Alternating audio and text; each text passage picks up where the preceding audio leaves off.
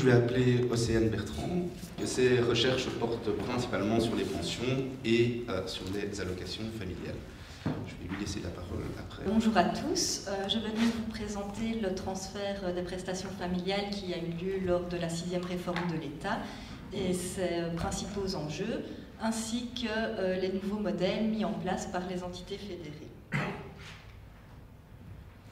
Alors, dans le cadre de la 6e réforme de l'État, les prestations familiales qui jusqu'alors relevaient de la compétence de l'autorité fédérale ont été transférées au 1er juillet 2014 aux communautés.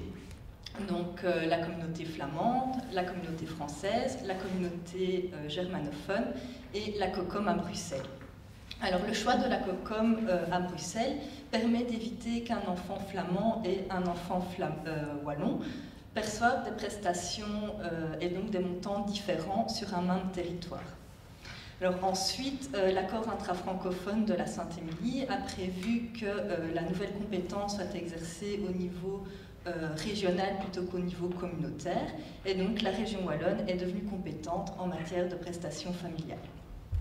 Alors, il faut savoir que les prestations familiales constituent le plus gros transfert opéré lors de la 6e réforme de l'État.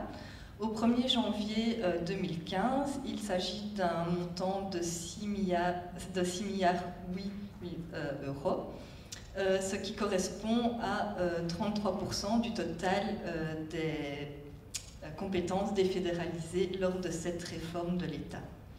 Alors, pour exercer leurs nouvelles compétences, les entités fédérées perçoivent une dotation versée par l'autorité fédérale.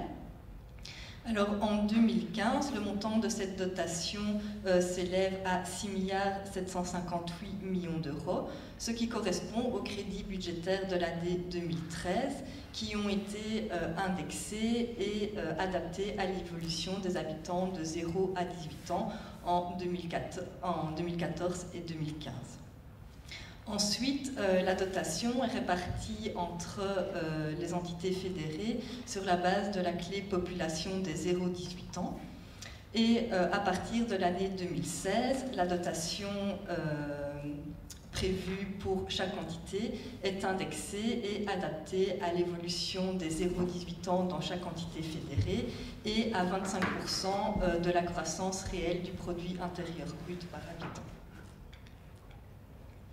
Alors, le tableau suivant indique les dépenses en matière de prestations familiales ainsi que la répartition de ces dépenses entre les 4 entités fédérées au cours de la période 2015-2019. Alors, lorsqu'on regarde la clé population des 0-18 ans utilisée pour répartir la dotation, on voit qu'elle désavantage Bruxelles et la Wallonie, puisque la part dans cette clé est inférieure à la part de ces 2 entités dans les dépenses en matière de prestations familiales. Alors, cette situation s'explique principalement par 2 éléments. Alors, d'une part, la clé utilisée ne tient pas compte des habitants âgés de 18 à 24 ans et donc elle n'intègre pas le fait que le redoublement est plus présent à Bruxelles et en Wallonie.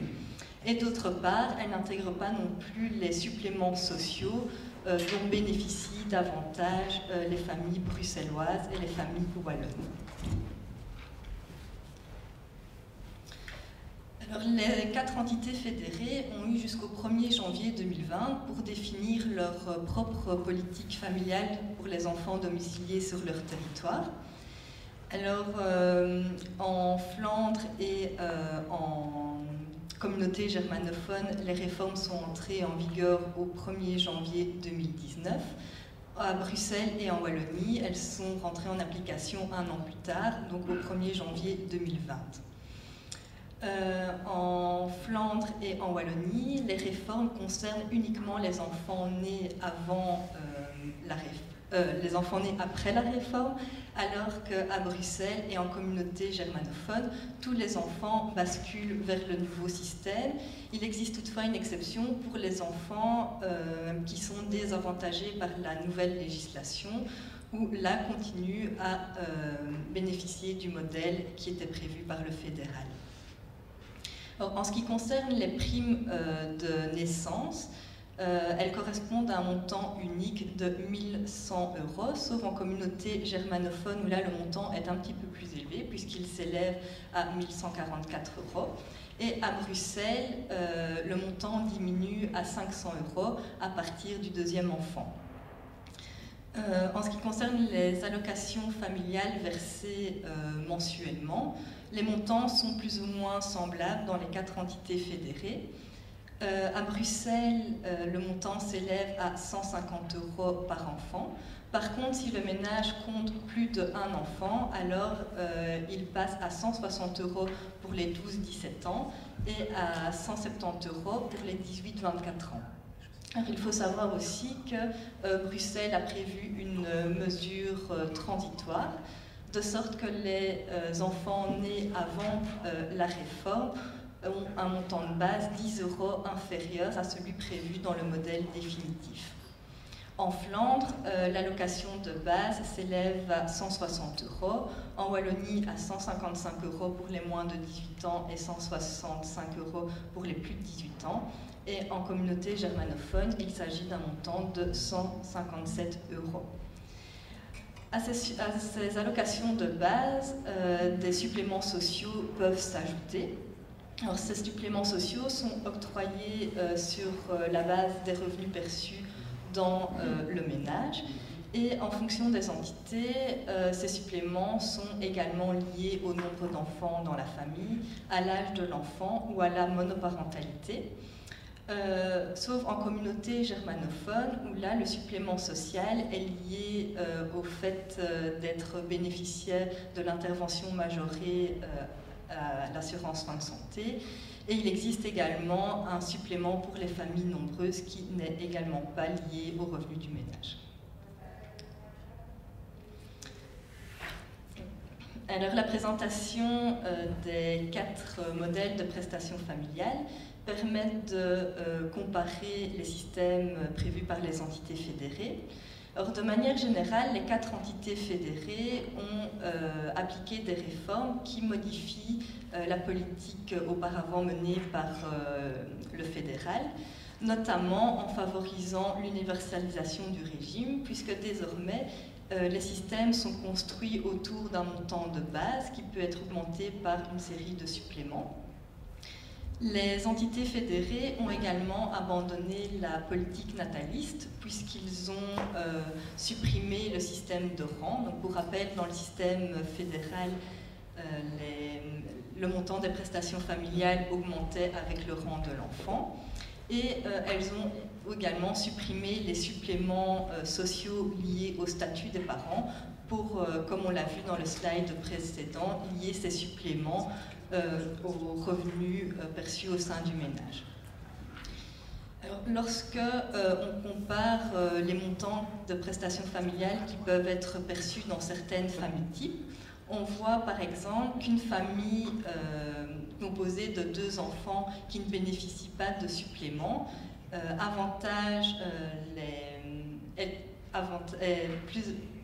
ces familles-là sont favorisées dans le modèle flamand puisqu'elles bénéficient d'un montant de 320 €, alors qu'elles sont désavantagées dans le système bruxellois où elles perçoivent 300 €.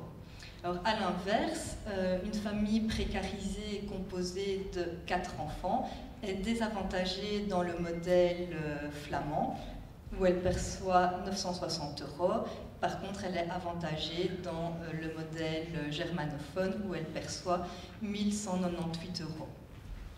Maintenant, lorsque on compare le montant maximum qui peut être perçu par un seul enfant, on voit que le modèle germanophone est plus généreux que le modèle flamand, puisque un seul enfant peut atteindre un montant de 367 € dans le modèle germanophone, alors que ce montant est limité à 240 € dans le modèle flamand.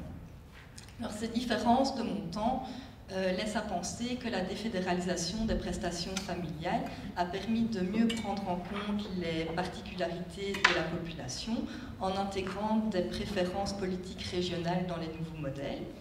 Or, premièrement, on voit qu'en Flandre, le montant de base est plus élevé, mais à l'inverse, il y a moins de suppléments sociaux.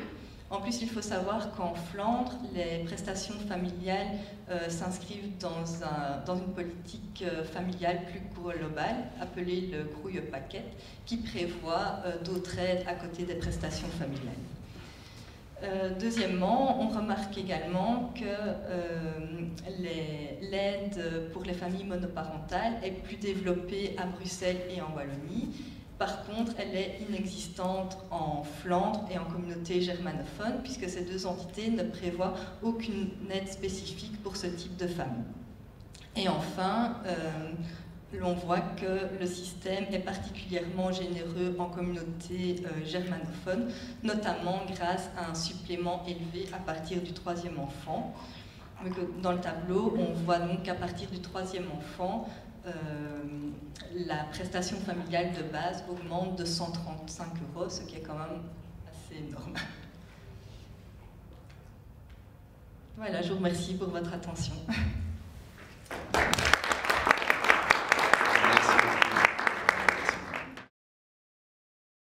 Madame Dekens, vous avez été administratrice générale de l'Agence fédérale pour les allocations familiales FamiFed en 2012 et jusqu'en 2018. Vous êtes à présent, donc depuis 2019, la fonctionnaire dirigeante d'Iriscare, organisme bicommunautaire d'intérêt public chargé de la gestion des compétences transférées dans le cadre de la 6e réforme de l'État, à savoir la politique des personnes âgées, la politique en faveur des personnes handicapées, les maisons de repos et les maisons de repos et de soins, et pour ce qui nous intéresse plus aujourd'hui, les prestations familiales. Voilà, je vous laisse la parole. Merci. Alors, je vais vous parler un peu aujourd'hui donc des allocations familiales, hein, un peu le pourquoi. Pourquoi est-ce qu'on transfère des compétences, hein, les constats que nous on a fait. Alors une comparaison entre les nouveaux systèmes, hein, je vais me limiter à la Flandre, Bruxelles et la région Wallonne, parce que bon, la communauté germanophone c'est déjà un peu loin de Bruxelles. Hein. Les conséquences quand même aussi de la régionalisation, l'impact sur la pauvreté infantile avec l'étude récente qui est sortie du bureau fédéral, bureau du plan fédéral, et puis un peu encore, voilà, comme conclusion, quelques constats. Alors le pourquoi du transfert des allocations familiales.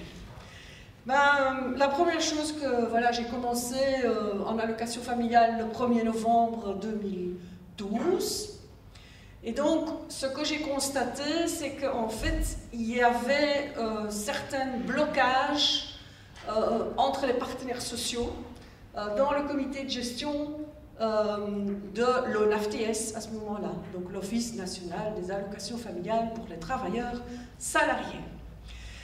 Je vais vous donner un exemple. Donc les suppléments sociaux qu'il y avait pour les familles étaient limités à des familles qui avaient un certain statut socio-professionnel.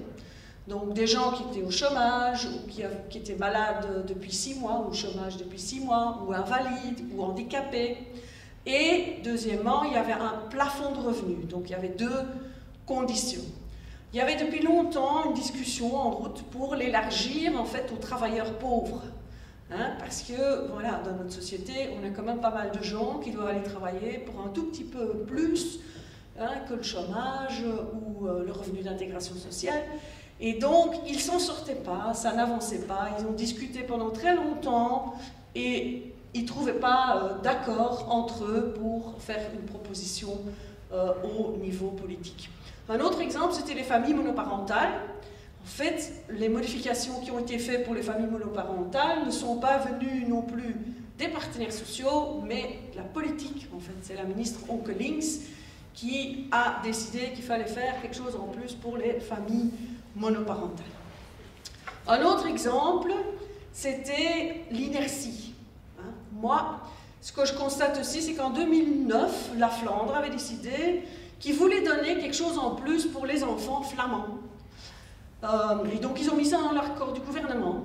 Et en 2014, ils ont dû constater que rien n'était fait, qu'ils ne savaient pas exécuter leur politique en ce qui concerne cette prime enfant.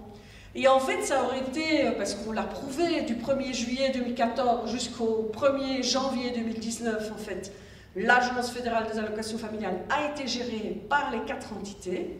Et donc, on a payé des montants différents par entité. Donc, je pense que si le comité de gestion et les fonctionnaires dirigeants à ce moment-là s'étaient mis autour de la table avec les caisses d'allocations familiales, que ça aurait été tout à fait possible de payer ce surplus pour la Flandre. Et on n'en serait peut-être pas là à ce moment-là. On n'aura peut-être pas régionalisé les allocations familiales.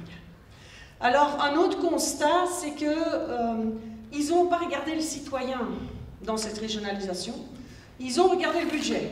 Il y avait 6 milliards. Et ils voulaient faire un chiffre du poids financier des entités fédérées vers les entités. Non, du fédéral vers les entités fédérées.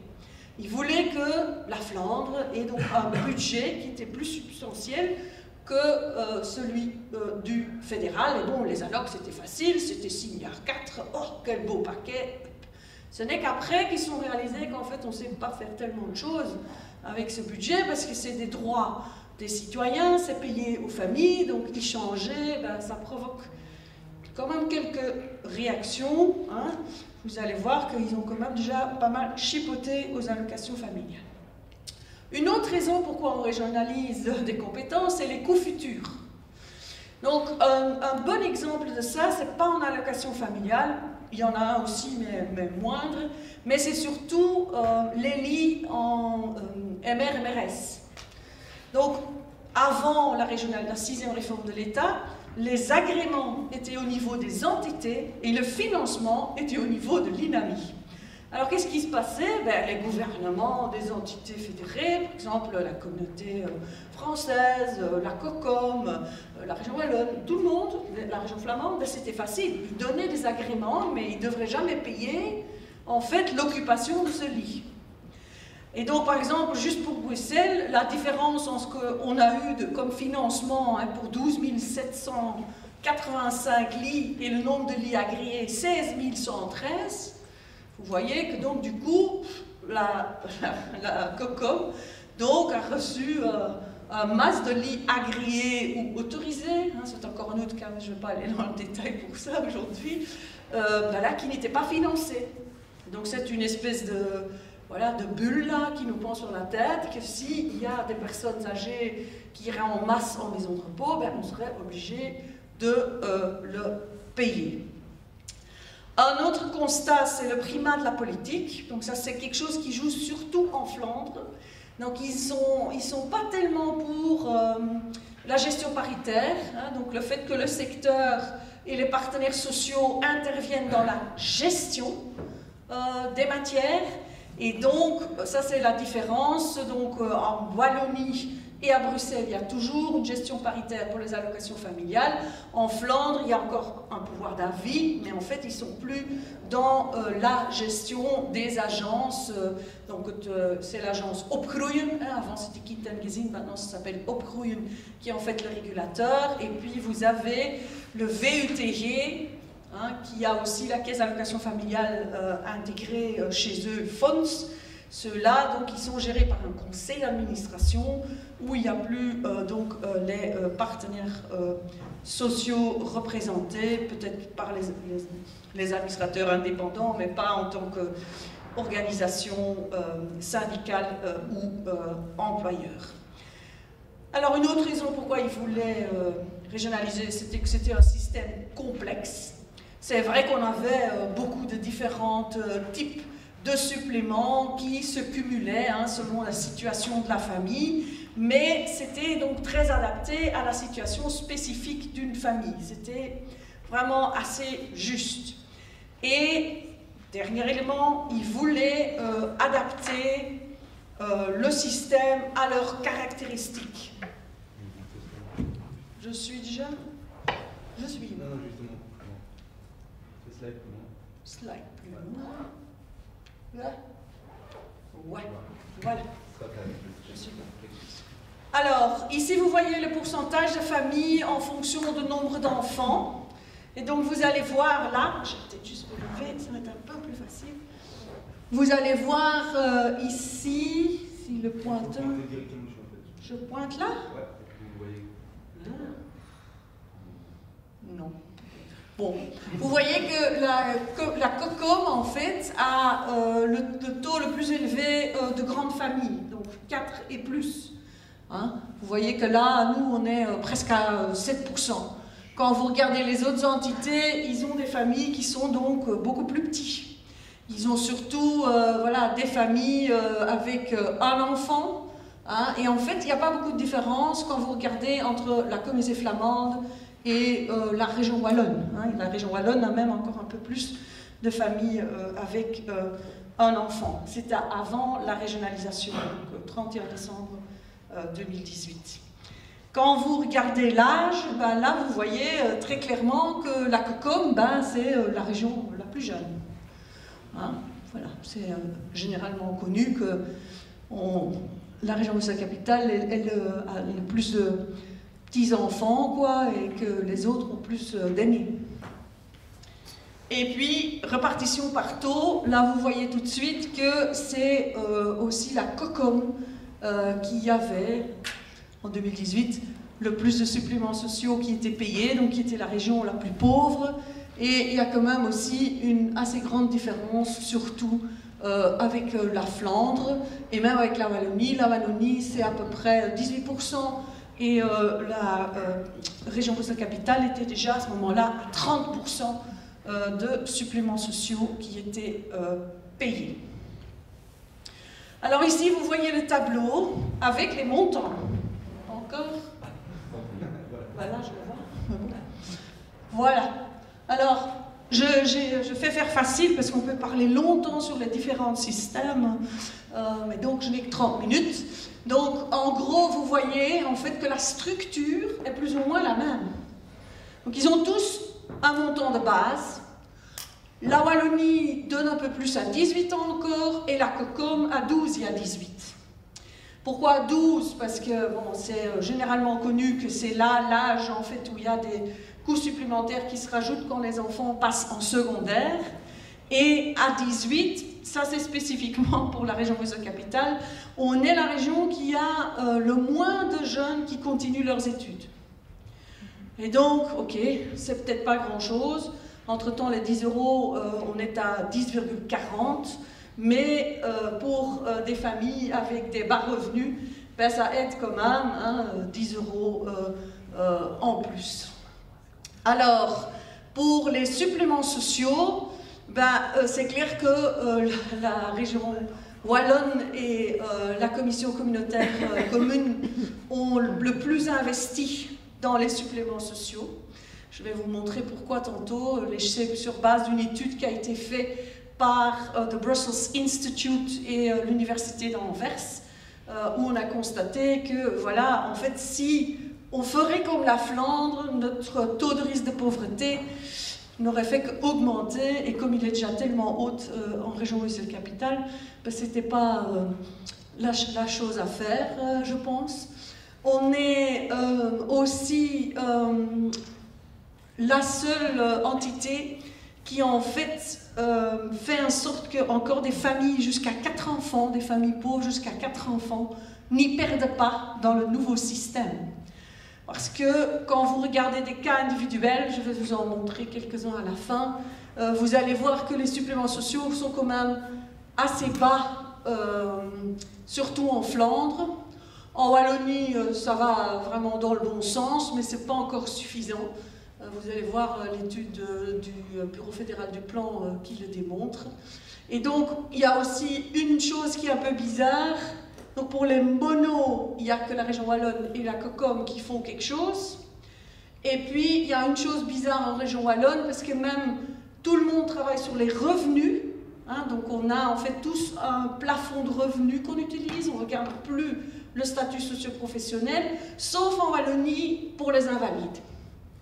Donc là, ils ont rajouté quand même à nouveau le statut socio-professionnel et ils donnent, comme vous le voyez, je ne sais pas, j'arrive pas à pointer, 10,41 € en plus pour les personnes malades depuis 6 mois ou les invalides. Alors ici, je voulais juste attirer votre attention encore, parce que c'est important, vous me demandez est-ce qu'on peut refédéraliser, ben que la Flandre a en plus dans son grouille-paquet introduit donc les bourses d'études. Donc ils font payer les bourses d'études jusqu'à 18 ans de manière automatique par en fait les caisses d'allocation familiale depuis l'année scolaire 2019-2020, je pense, ou 2019-2020. Et donc, ça s'appelle les suppléments de participation sélectifs, ou le supplément scolaire. Et donc, vous voyez que tout de suite, après dire, voilà, on va refédéraliser, ça va être difficile parce que les bourses d'études en région Bruxelles-Capitale, on ne les a pas. Ils sont à la fédération Wallonie-Bruxelles. Donc, ils ont aussi quelques trucs spéciaux en Flandre qu'ont pas les autres. Le supplément pour placement familial. Donc, c'est en fait une allocation qui donne spécifiquement à des familles donc, qui accueillent des enfants placés dans leur famille temporaire ou de manière plus définitive. Et puis, ils ont aussi l'allocation de garde d'enfants, et ça, c'est une intervention qui donne pour les parents qui mettent leurs enfants en crèche privée. Donc, ils interviennent en fait dans le prix journalier des crèches privées. Alors, les droits acquis, c'est aussi un peu différent. Donc, en région Wallonne et dans la Flandre, ils ont gardé donc, toutes les familles dans l'ancien système. Et puis, ce n'est que les nouveaux-nés, dès le 1er janvier 2019, qui vont dans... Non, attends, ils les ont gardés dans l'ancien système, et ce n'est que ceux qui naissent après le 1er janvier 2019 qui vont dans le nouveau. Donc, pour vous donner une idée, en Flandre aujourd'hui, 7,3% des familles sont dans le nouveau système. En plus, ils ont tous les deux rajouté pour les anciennes familles et les nouveaux familles d'office, les suppléments sociaux pour les travailleurs pauvres. Donc ça, ils sont un peu sur les deux. Et puis, vous avez aussi le supplément pour les familles nombreuses. Ça aussi, ça s'applique sur le 3e enfant, n'importe si c'est une famille qui avait déjà des enfants avant le nouveau système ou après. Depuis qu'ils ont introduit le nouveau système, il faut savoir que la Flandre a déjà fait des économies ou essayé de ramener l'ancien système, qui est clair, qui était plus favorable pour beaucoup de familles, un peu vers le nouveau, en travaillant sur le rang 3 dans le temps. Un 3e enfant dans le temps, ça donnait droit à 259 €. Ben, ils ont bloqué l'indexation de ce rang 3. Ils ont bloqué l'indexation des suppléments d'âge parce qu'ils n'en ont plus dans leur nouveau système. Et ils ne font plus l'automatisation, l'indexation automatique.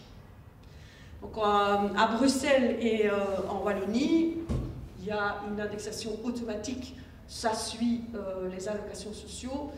En Flandre, c'est 2% en septembre. N'importe combien d'indexation qu'il y a eu. Et en plus, maintenant, ils viennent de décider que ça ne sera plus 2% pour les montants de base, mais 1%. Et donc, ils ne touchent pas aux suppléments sociaux, c'est ce qu'ils disent, mais quand vous regardez, mes chiffres, ici, vous allez voir tout de suite que leurs suppléments sociaux, ben, c'est un tiers du montant que reçoivent les gens. Donc, le supplément social va encore évoluer avec les 2%, mais le montant de base, c'est 1%. Donc, c'est quand même, ça aura quand même un impact aussi sur les familles voilà, qui l'ont plus difficile. Certes, il y en a moins en Flandre, mais bon, j'aimerais pas habiter en Flandre. Quand je suis pauvre, quand vous regardez la différence, allez, peut dire c'est pas grand-chose, mais je vous assure, si on a un risque de 1 344 € par mois avec lequel il faut vivre avec sa famille, bah, 10 €, 20 €, 50 €, ça vaut quelque chose. Alors, ça c'est aussi quelque chose de spécifique qu'ils ont fait en Flandre. Si vous voulez en savoir plus, je peux vous l'expliquer. Mais en fait, ils font un mix. La Wallonie ne fait pas ça. En Wallonie, en fait, les regroupements continuent. Donc, vous savez, on a pas mal de familles recomposées. Hein, donc, des gens qui se séparent, puis en fait, après, se mettent en ménage. En Wallonie, en fait, le système continue comme il était avant. Donc, il y a un recrutement des enfants. Ça veut dire que s'ils ont ensemble, donc d'un seul coup, 5 enfants, ben, ils vont avoir un rang 1, un rang 2 et 3 rangs 3. En Flandre, ce n'est pas le cas. En fait, ils regroupent juste les familles et ils ne changent pas les rangs. Hein? Donc, et comme ça, vous voyez que les familles peuvent avoir donc, un peu de tout. Le mix, c'est pas facile parfois, je pense, pour suivre, mais bon, des familles à 6 enfants, on peut dire qu'il n'y en a pas beaucoup. Voilà, il y a des pour et des contre pour tout, mais voilà, je voulais juste vous montrer ce que ça donne. Alors, en région Bruxelles-Capitale, on s'est mis un grand défi. Donc, on a décidé qu'on allait donner chaque fois le système le plus favorable à la famille. C'est-à-dire que si en nouveau système, ils ont plus d'allocations familiales, ils vont dans le nouveau système. Si l'ancien système leur garantit plus, ben, ils restent dans l'ancien système. Et donc cette comparaison se fait en fait tous les mois.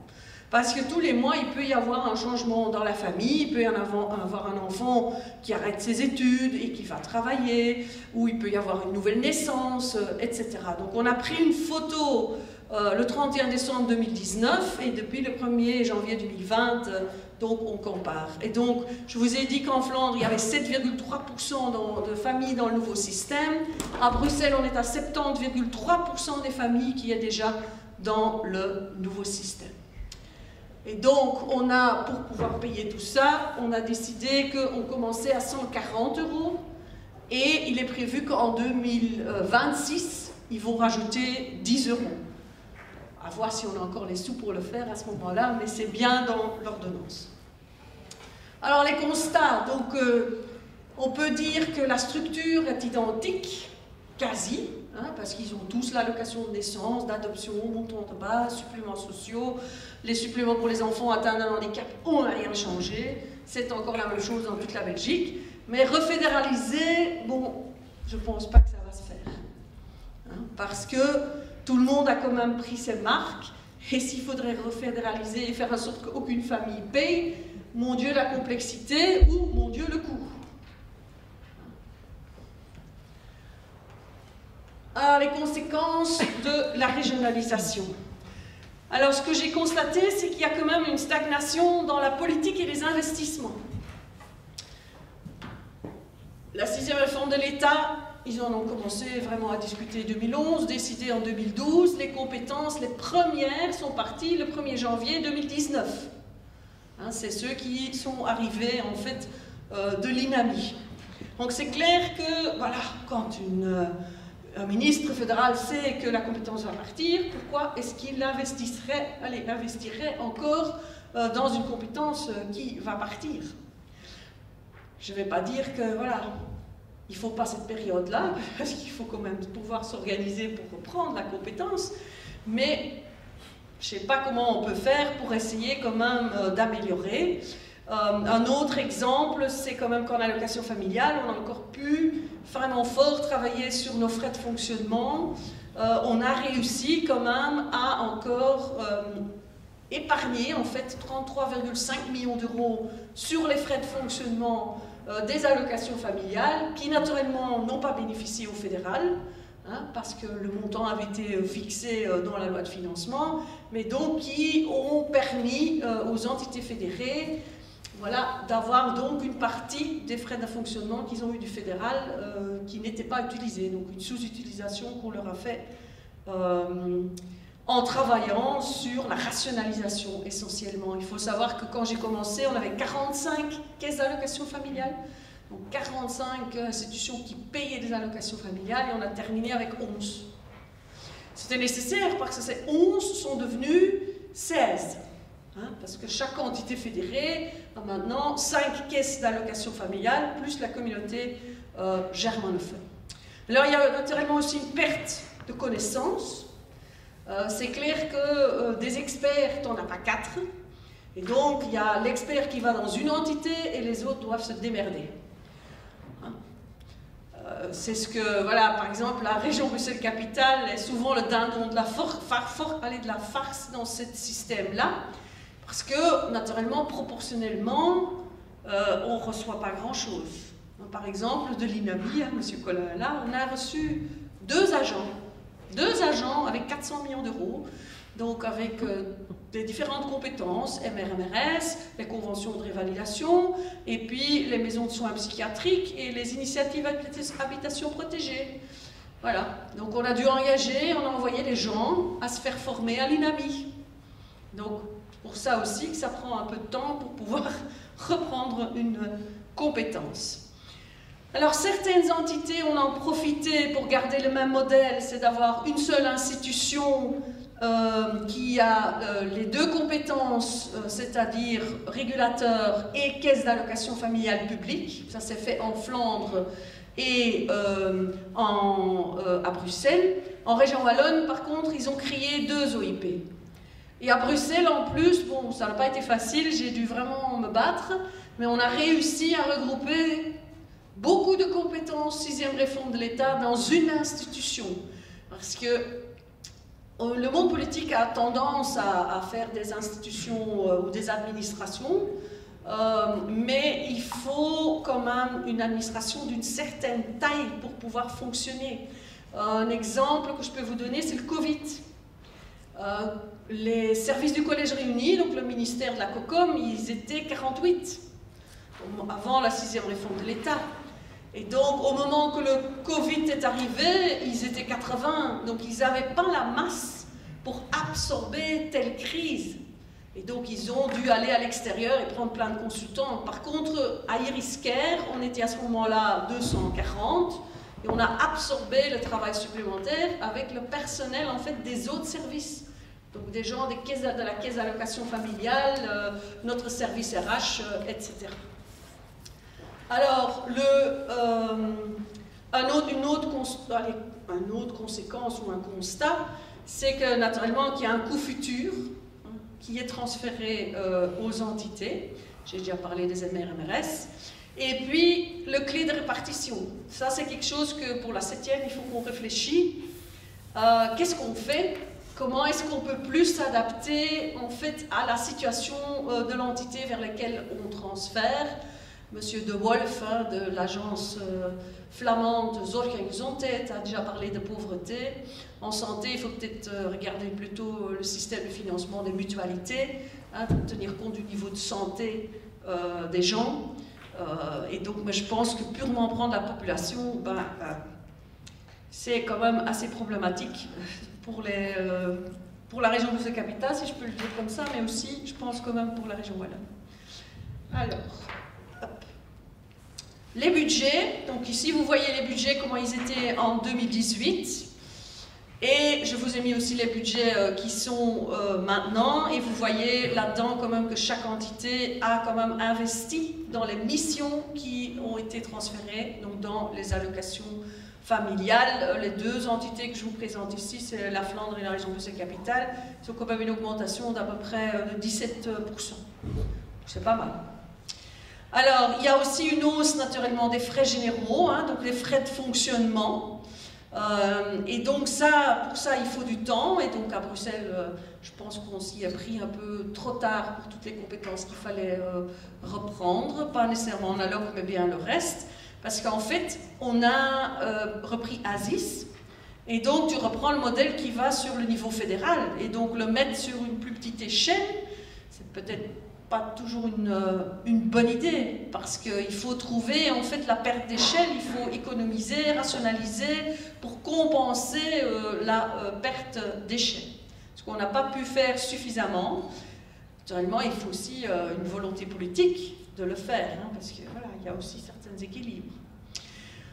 Ici, c'est juste pour vous dire qu'en COCOM, nos frais de fonctionnement, on est à plus de 123%.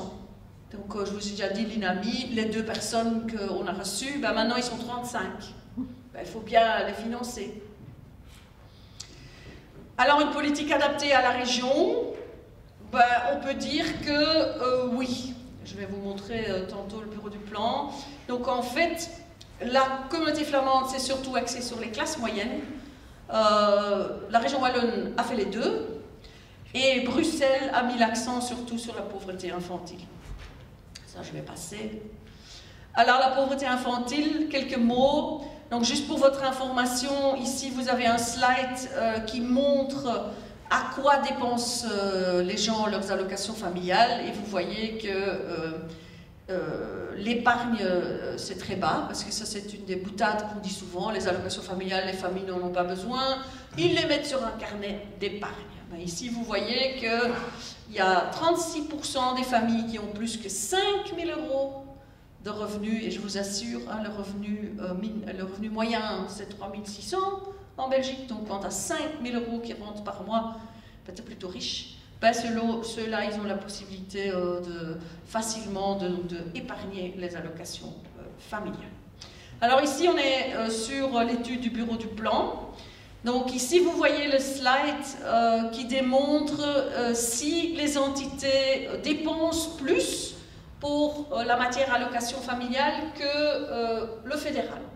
Et donc, vous voyez que tant la région wallonne et naturellement un peu plus, comme je vous l'ai dit, Bruxelles, dépense quand même pas mal d'argent en plus pour les familles existantes, mais aussi pour les nouveaux familles.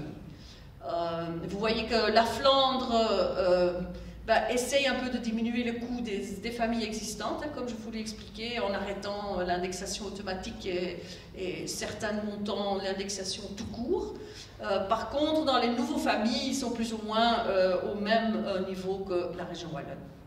Alors la partie sélective, en fait, ça veut dire la partie des dépenses allocations familiales qui vont donc vers certaines familles, hein, des familles pauvres ou des familles qui ont un enfant atteint d'un handicap.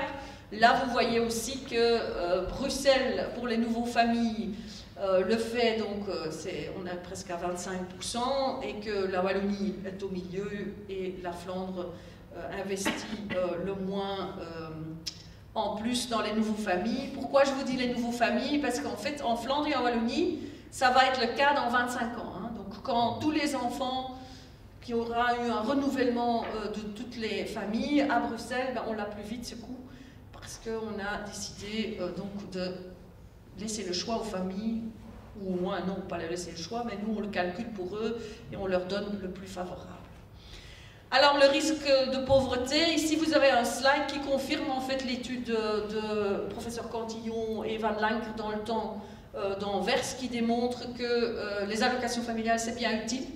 Hein, donc les colonnes orange chaque fois s'il n'y avait pas d'allocation familiale, et les barres bleues ou pétrole, c'est quand il y a des allocations familiales. Et vous voyez quand même que ça a un effet tant sur le taux de risque de pauvreté que sur la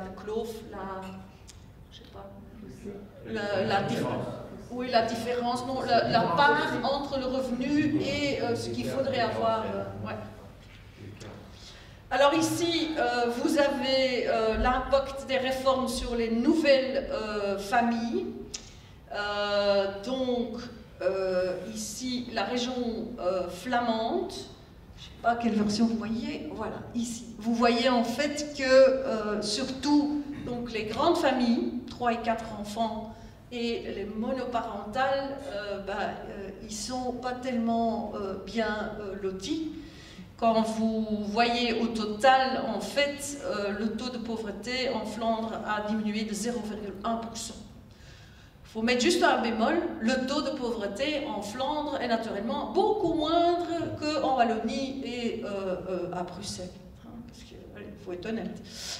Alors ici, vous avez la région wallonne. Donc là aussi, vous voyez que les grandes familles, ils y perdent vraiment, hein, donc leur taux de pauvreté augmente, et il y a une légère diminution pour les autres, et puis ici en général ils sont à 0,25%, Et puis à Bruxelles, on est à 1,1% de diminution, mais comme je vous l'ai dit, on a encore voilà, un grand chemin à faire avant qu'on sera quand même au niveau de taux de pauvreté de la Flandre. Donc on voit que la réforme, ça a été le meilleur quand même, a eu le meilleur effet en risque de pauvreté à Bruxelles, mais bon, voilà, c'est quand même, il y a encore du boulot sur la planche.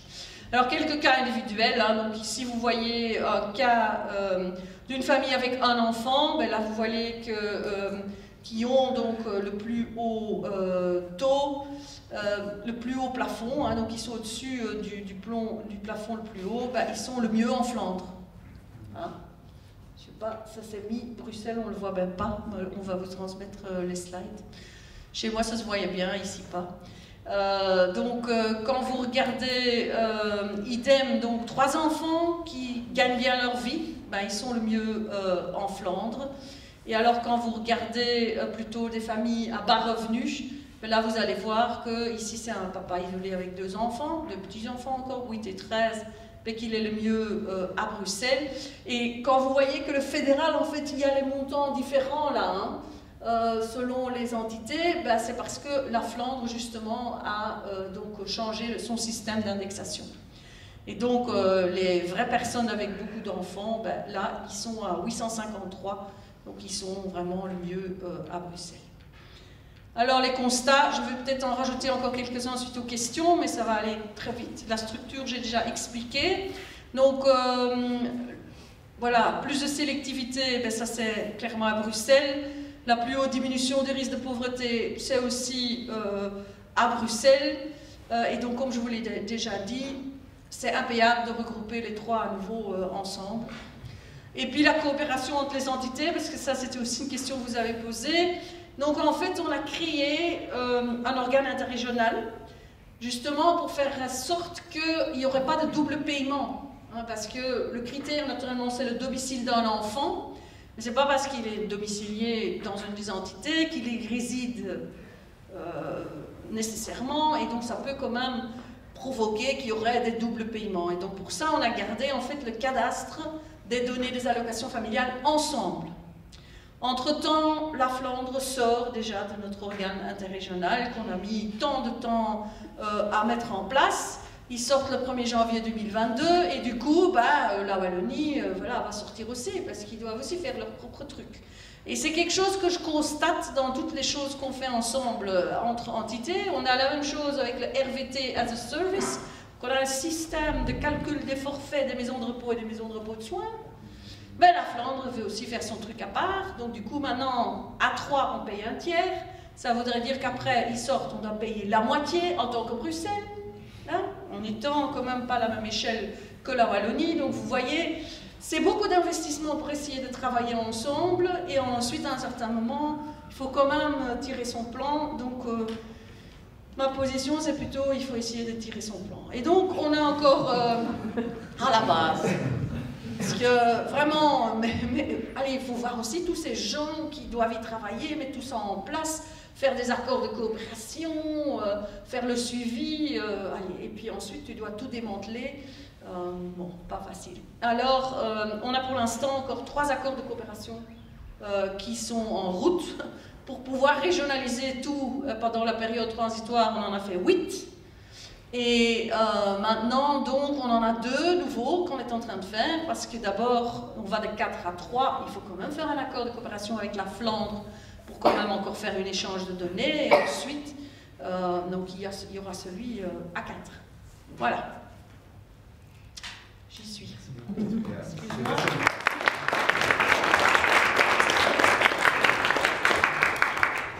Je propose de vous laisser le micro peut-être. Malheureusement, on n'a pas de micro à vous faire passer, donc maintenant on arrive aux questions-réponses. Il va falloir juste parler fort, du coup, comme moi. Est-ce qu'il y a des questions? Peut-être Benoît pour commencer. Bonjour madame. En tout cas, merci beaucoup pour cet exposé qui est extrêmement intéressant. Je vais revenir sur quelques points spécifiques parce que vous avez vraiment mis en évidence, alors que les allocations familiales lors de la 6e réforme de l'État étaient peut-être la compétence qui était la plus discutée. Vous dites, mais pourquoi est-ce qu'on régionalise ça? Ça ne servira à rien, tout le monde a donné la même chose. Vous avez montré extrêmement brillamment qu'on a des préférences très différentes. Alors c'est vrai qu'elles se marquent dans les subtilités, mais quand on voit les chiffres, ça apparaît de manière évidente. Alors je voudrais juste être sûr d'avoir bien compris que, certes, les budgets augmentent, mais ça c'est plutôt par aux services qu'on rend, mais sur les coûts administratifs, si j'ai bien compris ce que vous avez dit, finalement, on a réussi à faire ce que le fédéral n'arrivait pas à faire, c'est qu'en régionalisant, on a simplifié le modèle et on a donc réduit les frais de fonctionnement. Hein, ce qui est souvent le contraire de ce qu'on prétend sur chaque régionalisation. Donc je vais juste avoir votre avis pour être sûr que j'avais bien compris que là, dans ce cas-ci, la régionalisation ou la communautarisation, hein, c'est compliqué chez nous, a permis en réalité de simplifier le modèle dans son fonctionnement et dans son coût administratif vraiment de base. La deuxième question, si j'ai bien compris, c'est que vous avez mis en évidence pour Bruxelles, de nouveau la complexité du chevauchement compétences COCOM, communauté française, et que pour harmoniser, là, il y a de nouveau un souci, ça serait la même chose pour la région wallonne, si j'ai bien compris, pas le cas pour la communauté germanophone, qui pourrait le faire, que si on voulait faire un package harmonisé comme en Flandre, aujourd'hui, il faudrait un nouvel accord de coopération probablement, et encore, je n'en suis pas sûr, il faudrait une réforme de l'État. Donc là, par rapport à vos perspectives, si j'ai bien compris, sur la politique familiale et le soutien aux familles, il y aurait moyen de mieux harmoniser la compétence avant la COCOM, reprenant un certain nombre de compétences de la communauté française. Et alors, dernier point qui va peut-être plus loin que ce que vous avez dit sur les coopérations. Donc, ce qui apparaît évidemment, il me semble, de manière assez importante, surtout pour l'avenir, c'est que le fédéral doit jouer un rôle essentiel en termes de coopération statistique et d'échange de données. Et que d'imaginer que les entités fédérées, je pense que sur le marché du travail, Joël Soir cet après-midi montrera la même chose, il y a une vraie difficulté à mettre en place cette coopération. Là, probablement, il y a un rôle essentiel qui n'est pas un rôle de compétence, mais un rôle, entre guillemets, de fédération et de gestion des données et des transferts de données que le fédéral la doit garder si on veut que l'information reste homogène au niveau belge. Voilà les trois questions. Alors, d'abord, sur votre première question, moi je peux dire qu'à Bruxelles, avec la partie qu'on a reçue pour les allocations familiales en frais de fonctionnement, qu'on s'en sort, toujours aujourd'hui. Le total de mes frais de fonctionnement, c'est à peu près 46 millions. J'ai reçu 23 millions des allocations familiales. Je ne peux pas dire la même chose pour les autres compétences. Pas du tout. Mais pour les allocations familiales, c'est oui. Je pense qu'il y a eu un coût quand même d'investissement, mais bon, one shot, qui n'est pas négligeable. C'était surtout en communauté flamande où ils ont fait un nouveau système IT. Hein, donc ils ont commencé de scratch, ils ont fait un nouveau système IT pour payer les allocations familiales. L'avantage, c'est qu'il est le même pour les caisses privées et la caisse publique. Hein, donc ils ont regroupé ça. Mais les deux autres entités, en fait, sont parties du quasiment nouveau système de paiement des allocations familiales. Ça faisait, je pense, 4 ans, et on l'a mis 2012. Hein, 2012. Quand j'ai commencé, en décembre, je suis passée à un nouveau système informatique. Donc voilà, il était quand même encore assez récent, et donc les autres ont retravaillé celui-là. Et à Bruxelles, voilà, c'est ça qu'on a fait aussi. Ça nous a coûté 2,5 millions pour l'adapter, et donc voilà, il fonctionne quand même très bien, et je dois dire que c'est l'informatique qui fait en sorte qu'on puisse faire le système qu'on a inventé, c'est-à-dire de comparer mois par mois ce qui est le plus favorable, naturellement en sachant que dès que tu es dans le nouveau, on ne compare plus, hein. Donc c'est vraiment pour ceux qui sont dans les deux systèmes qu'on continue à comparer lequel est le plus favorable pour les familles. Harmoniser, ben en fait, le système des allocations familiales bruxelloises a été donné à la COCOM, donc tous les Bruxellois ont les mêmes allocations familiales. Donc la communauté française, ou la Fédération Wallonie-Bruxelles, n'intervient pas du tout. En faire un même système pour Bruxelles et la région wallonne. Je parlais des allocations d'études, hein, de ce que la Flandre a fait, des paquets plus homogènes. Ah, d'accord, oui, ça c'est un gros problème. Déjà, je vais vous donner un exemple type. Les enfants en enseignement francophone, à 18 ans, s'ils commencent au supérieur, ils doivent toujours aller avec un P7, ça s'appelle ce fameux formulaire, à l'école pour le remplir et le renvoyer aux caisses d'allocation familiale en Wallonie et donc à Bruxelles pour l'enseignement francophone. En Flandre et en communauté germanophone, c'est de manière digitale depuis des années. Donc oui, on a quand même ça qui joue. Intégrer les bourses d'études de la communauté française, de la Fédération Wallonie-Bruxelles, c'est possible, je pense. Mais ça sera naturellement adapté donc dans les différents systèmes, mais ça serait tout à fait possible. Il ne faut pas, je pense pour ça que d'un seul coup Bruxelles fait partie de la Fédération Wallonie. Bruxelles, ce que je ne conseille pas, parce qu'en fait, ce qu'on constate quand même, c'est qu'il y a quand même des différences. On est à Bruxelles une ville, la seule ville de la Belgique, moi je dis toujours, je suis bruxelloise.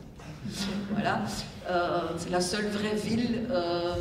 Et donc, on voit quand même qu'on a tout à fait une autre voilà, typologie de famille, de densité aussi, qu'en région wallonne et en communauté flamande.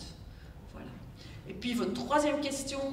L'importance que le fédéral garde entre guillemets la main sur les statistiques, parce que la coopération uniquement au niveau des entités fédérées, on constate souvent que c'est compliqué. Oui, il n'y a pas seulement les statistiques, mais aussi tout l'international. Puisque l'Europe ou l'international ne connaît pas la Flandre, Bruxelles et la région wallonne et la communauté germanophone.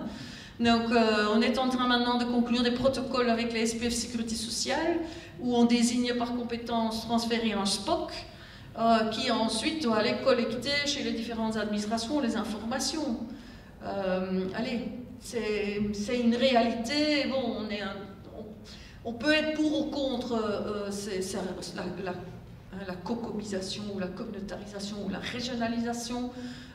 C'est quand même un constat qu'on est un tout petit pays qui fait partie de l'Europe et que donc il faut continuer à avoir au niveau fédéral voilà, quelqu'un qui parle pour tout le monde en dehors de la Belgique, et puis les stats. Mais en fait, je pense, encore la seule qui connaît tous les systèmes. Donc je suis demandée dans toutes les universités pour expliquer comment ça se passe en Flandre, à Bruxelles, en Wallonie, en communauté germanophone.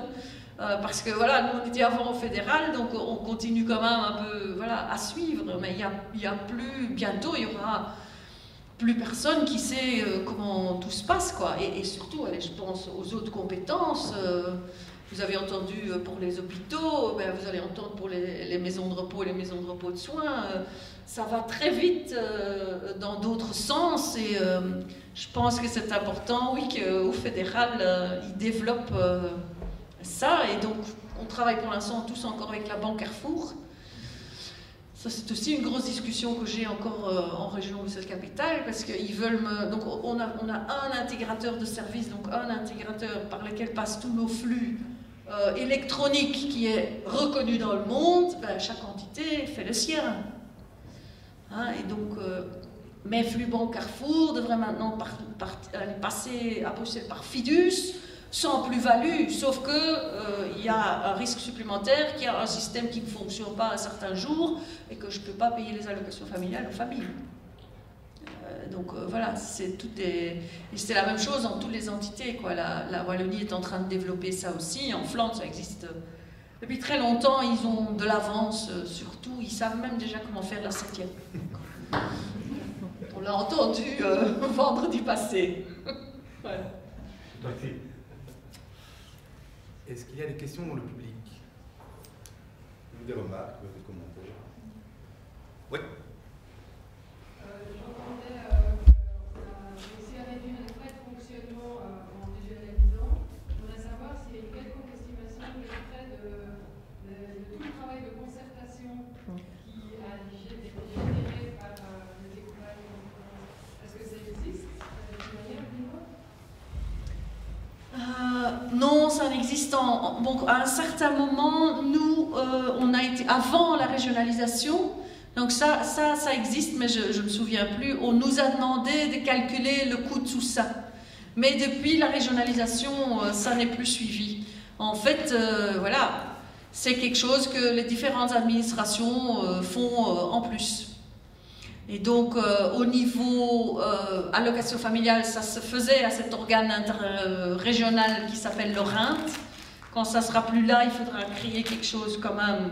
Parce que, allez, il y a plein de choses qui se passent, même le fait qu'une entité a un recours au tribunal, où il y a des questions préjudicielles. C'est typique quand il y a une nouvelle législation qui se fait. C'est important de savoir qu'est-ce que font les autres, parce que, par exemple, on a une discussion sur les fonctionnaires européens. Donc, en Wallonie, ils ont exclu tous les fonctionnaires européens des allocations familiales. En Flandre et à Bruxelles, on a suivi la jurisprudence, on a été plus prudent. On a exclu ceux qui n'avaient pas de lien avec le travail ou assimilés. Donc l'exemple type, c'est un fonctionnaire européen qui, à côté de ça, a encore une activité indépendante ou sa compagne là. Ben ceux-là, ils ont plus priorité sur la partie allocation familiale à Bruxelles ou en Flandre. En sachant que la Commission européenne, ben, ils donnent des allocations familiales qui sont beaucoup plus que ce que nous on donne. Et donc le gouvernement a dit, écoute, voilà, ça va, s'il n'y a pas de lien, s'ils ne travaillent pas en Belgique, ou son chômage invalide, etc. Et donc, on a maintenant des questions, naturellement. La Commission européenne, maintenant, a décidé de ne plus payer des allocations familiales à toutes ces familles qui pourraient avoir ce double statut. Donc, ils n'ont plus rien. Donc, ils poussent tous ces gens à aller au tribunal. Et donc, la question vient de la représentation permanente vers les différentes entités. Et donc, on doit se concerter. Parce que maintenant, si un dit « Ok, on laisse tomber », ben, du coup, les autres sont vus. Hein? Et donc, n'importe comment on tourne les choses, en santé, bon, avec le Covid, ça s'est fort retardé, on a une plateforme interadministrative qui va démarrer en novembre. Aussi pour justement discuter de toutes ces problématiques-là et aussi tout ce qu'on a encore à régler avec le fédéral de la 6e réforme de l'État.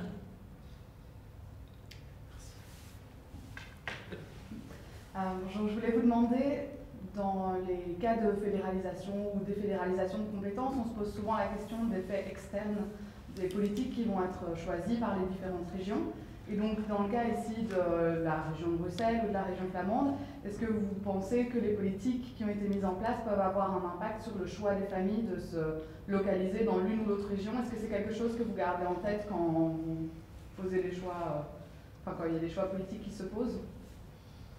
En fait, il y a eu déjà certaines études là-dessus aussi. On a constaté que les gens ne déménagent de Bruxelles pas nécessairement parce qu'ils vont avoir plus d'allocations familiales dans l'une ou l'autre région. C'est plutôt le logement. Plutôt le logement et puis la sécurité pour leurs enfants. Pas nécessairement les allocations familiales. Et comme vous voyez, il n'y a pas tellement de différence entre les systèmes non plus, point de vue montant, quoi. Je ne sais pas que c'est 500 € par mois en plus. Il y a quand même des accents assez différents qui permettent de dire qu'on a quand même rencontré les objectifs positifs de la réforme de l'État, d'adapter quand même le système à la population de la région avec les accents, et la Flandre qui favorise la classe moyenne, la favorise aussi dans le logement, dans la fiscalité. Donc c'est clair que la Flandre elle recrute des gens qui ont des revenus plutôt élevés et qui sont favorisés dans ce cadre-là. Et Bruxelles pourrait avoir effectivement une migration de population plus pauvre qui viendrait à Bruxelles parce qu'elle serait intéressée, mais le logement est aussi... Et donc, dans ce cadre-là, moi je voulais poser un peu la question, et Benoît Baïonnet est bien au courant de ça, c'est toute la problématique des dotations et de l'évolution des dotations. Est-ce que finalement le fédéral ne s'est pas débarrassé du système? Ça, je pense que ça me semble assez évident. Et surtout de l'avenir du système des allocations familiales. Et de nouveau, les clés de répartition qui ont été faites, elles sont à la faveur de la Flandre, à tout niveau. C'est le cas dans la santé, mais c'est à mon avis le cas dans les allocations familiales. Et donc les politiques qui demandent le plus de moyens, comme à Bruxelles, par rapport aux familles pauvres, à terme, elles vont perdre de plus en plus. Et la région va devoir mettre de l'argent elle-même si elle veut garder le niveau d'allocation familiale qu'elle va devoir payer. En fait, ici, pour les allocations familiales, donc, ils ont choisi la clé 0-18 ans parce que c'était en faveur de Bruxelles. C'est ce qui était dit. Hein. C'est ce qui est dit. Voilà. Aussi par des Bruxellois qui étaient autour de la table. Parce que, et c'était un peu l'équilibre pour les autres compétences. Moi, je trouve que ils auraient dû tenir compte du fait que nos 0-18 ans vivent dans des situations beaucoup plus précaires que dans les autres entités. Et donc les 0-18 ans, bêtement, ça ne tient pas du tout compte, en fait, la situation à Bruxelles. Et soyons clairs, ce n'est pas que d'ici 10 ans, on va tous être riches ici, hein, à part si on devient Monaco. Hein, c'est peut-être une solution pour la 7e réforme de l'État. Hein, qu'on ne doit plus payer des impôts et voilà, et que voilà, ce qu'on gagne en brut, ça devient du net. Voilà, on peut tout s'imaginer, mais en fait, Bruxelles aussi, la région, c'est une région d'arrivée. Donc, les familles qu'on a ici, qui s'en sortent, qui sont aidées hein, par formation, trouvent un emploi, etc., ben, ils déménagent de Bruxelles. Hein, donc, tout l'investissement qu'on a fait dedans ben, part avec. Et voilà, ils vont habiter, pour l'instant, beaucoup en Flandre, quand même. Hein. Ils sont jusqu'à Alost, déjà, hein, quand même, qu'il y a beaucoup de gens qui parlent voilà, français. Et donc, vraiment, penser que voilà, les 0-18 ans, ça allait s'équilibrer, etc., je ne pense pas. Ce qu'il y a dans le système bruxellois, comme on l'a pensé, c'est que, bon, à part annexation, en principe, on devrait, donc en 2025, on est plus ou moins en kiff-kiff. Parce que comme 70,3% des familles sont déjà dans le nouveau, il y a de plus en plus de familles qui sortent de l'ancien, et quand même les familles plus aisées, hein, donc au-dessus des maintenant presque 48 000 € bruts imposables. Il faut savoir qu'il y a 70% des familles à Bruxelles qui sont en dessous de ces 48 000 € bruts imposables. Et donc les 30% au-dessus, dans le nouveau système, ils ont moins. Donc il y a vraiment une redistribution supplémentaire qui a été faite entre les familles plus aisées et les familles précaires. Et en 26, le gouvernement rajoute une couche à tout le monde. Ils ont encore la possibilité donc de faire plus de sélectivité et de ne pas faire ça.